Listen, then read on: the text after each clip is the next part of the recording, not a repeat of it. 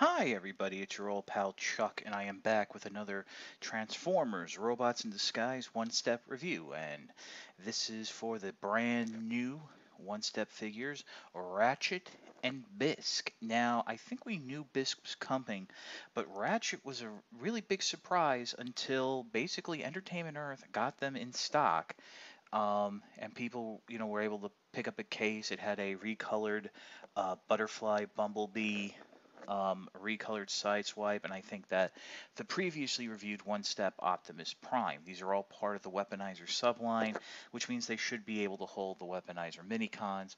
We'll get to that a little bit later. I picked these figures up at Toys R Us. It was in fact the only new Transformer items they had there. I hadn't gone to Toys R Us in a while, so it was a little bit of a surprise. So I guess we're going to start off with Ratchet here. Ratchet is a repaint, remold of the pre-existing um, Strong Arm One Step, the newer One Step. As you can see right here, there is no light bar. They changed the back sections. A lot less paint detail on Ratchet, but the transformation scheme is very similar. So you have that. Does roll quite nicely in truck mode. Now, I got to be honest with you, the instructions for this one step, I think are on the packaging are a little bit better than Strong Arms, because they show you to stand this on its end, where the feet are, unpeg the whole back, flip it up and around, and just like Strong Arms, everything will just swing out and over. You do peg the roof into the back there, bring the arms down, and you can, of course, rotate them forward. And we'll just come in. Here's a little look at Ratchet's head. Entirely new sculpt. Got a little bit of the open mouth action, which kind of reminds me of something. Gonna put that there. Just gonna quickly transform Strong Arm, and it almost looks like, and let me really bring this in for you, clean up that zoom, that the faces are, well, I first thought the faces were similar, but you can tell Strong Arm has more pronounced lips. But other than that, you do get a little more red on Ratchet, so that you do have that. They're a bit more black, but the vehicle mode, unfortunately, is very dull. So let's move on to the entirely new mold of the Wave, Bisk. Okay, and here's Bisk, a very nice representation of its car mode. Rolls quite nicely. As of right now, really the only other Bisk toy that transforms on the market is the Legion toy. We do know there is a Warrior class version coming, as well as a just revealed 3-step changer, which I'm a little excited about. Transformation is very simple. You just want to come into the back here, lift it up. That'll be the legs. And then you're going to feel a little resistance, but you really want to go ahead and push the torso up until it snaps into place here with the hood. Then what you're going to do is you do have to bend the arms at the elbow. There is a very nice center of gravity that allows Bisk to stand, and then if you come underneath here, you do see that there are little black bits that will fold out to form the claws. So, I mean, this is a bit more involved than a traditional one-step changer.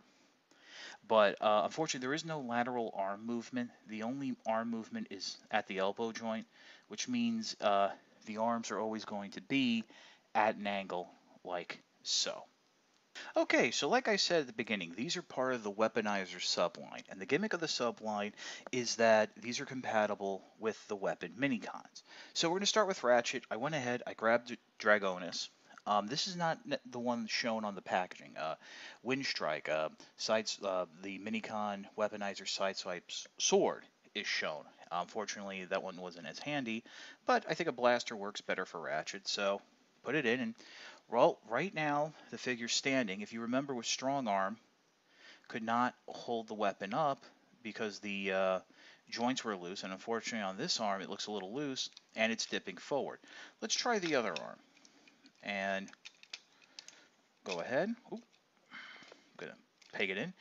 Thus far holding it up, straighten the arm out, and this arm can hold the blaster up, but as you can see, once it's anything past a passive pose, the figure unfortunately doesn't have the back support to hold the weapon. So it can hold its arm up, but you're going to have to give it some hand support. So in terms of weaponizer integration, I'm going to have to give it like a halfway. It can hold the weapon, it can hold the weapon up, but the figure can't stand on its own. And to me, that's something that's very important. Now with Bisk, he's shown on the packaging holding Lord Dumatron. So I do have Lord Dumatron here from that 4-pack, all armored up. And yeah. Um,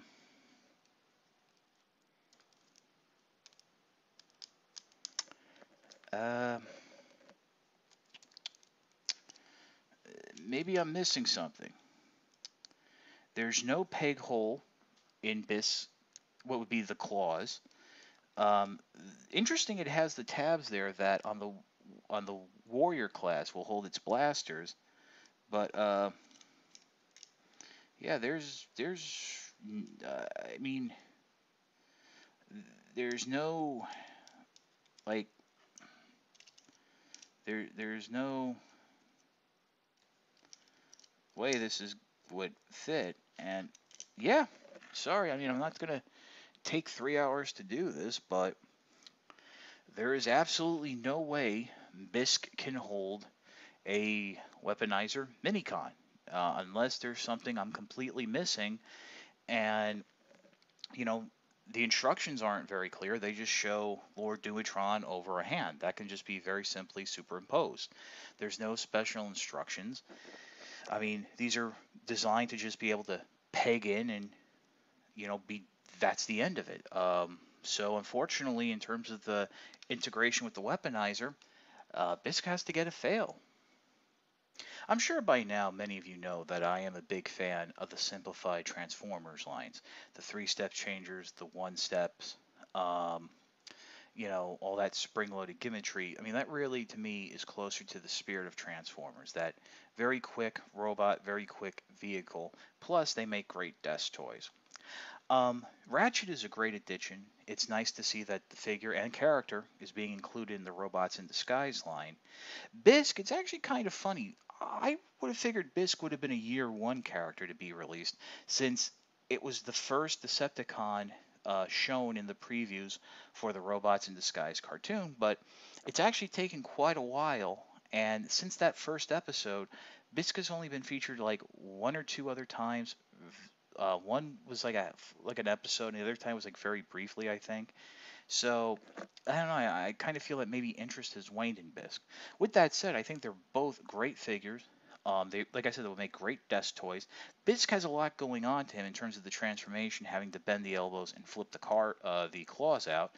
And I do love the head of Bisk. I think it looks very cool. You have that nice little look going on. And I am also very impressed that Bisk can stand. The Legion toy really can't. Not sure about the Warrior class toy, but the fact that that was worked in, I really find that with the 1-step changers, there is a greater attention to the overall animation look that I think is often lost with the larger scale figures due to the extra joints for transformation and certain liberties here and there. Like I said, I found these at Toys R Us. These were the last of each on the shelf. This is the last Ratchet and the last Bisk. And like I said, it was the only new toys they had. There were no weaponizers, no Titans return. So they're starting to come out, but it might be a little slow. Online is a little tougher. Amazon does not have these in stock. Only third-party sellers who are selling them for roughly about between $20 and $25, which these are obviously not $25 toys. With that said, if you're a fan of the aesthetic and the gimmick, pick them up. This is your old pal Chuck for Ratchet and Bisk. We will see you next time.